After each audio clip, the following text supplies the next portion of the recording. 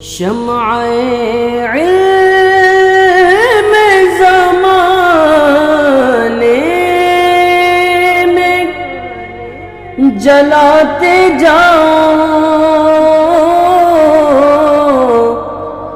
سیکھ کر اس کو زمانے کو سکھاتے جاؤ۔ اعوذ باللہ من الشیطان الرجیم، بسم اللہ الرحمن الرحیم۔ ناظرین کرام، السلام علیکم ورحمۃ اللہ وبرکاتہ۔ انشاءاللہ تبارک و تعالی آج ہم لوگ پڑھیں گے شرح میعات عامل کے النوع العاشر۔ اب تک اس سلسلے میں ہم لوگ تقریباً جو ہے وہ 5 ویڈیوز بنا چکے ہیں۔ انشاءاللہ تبارک و تعالی یہ ہوگا ہمارا پارٹ نمبر 6۔ آج کی جو ہماری عبارت ہے وہ ہے یسمّا اسمہا، ٹھیک ہے۔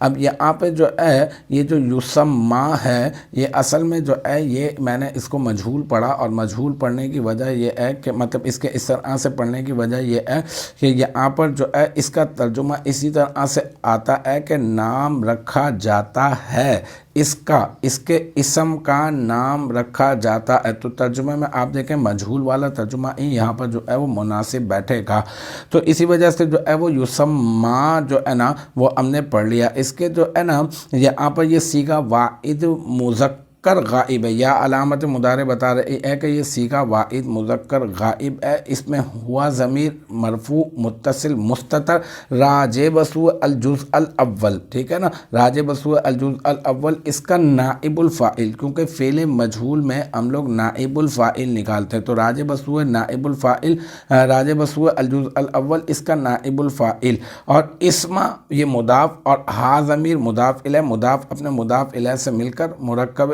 اضافی ہو کر یہ بن جائے گا یسمّا فعل کا مفعول بہ۔ یسمّا فعل اپنے نائب الفاعل اور مفعول بہ سے مل کر بن جائے گا جملہ فعلیہ خبریہ۔ تو الحمدللہ یہ ہمارا پارٹ نمبر 6 بھی النوع العاشر کا اپنے اختتام کو پہنچا۔ مجھے امید ہے کہ یہاں تک کی جو بات ہے وہ آپ کی سمجھ میں آ گئی ہوگی۔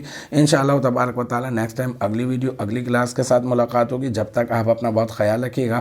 وآخر دعوانا ان الحمدللہ رب العالمین۔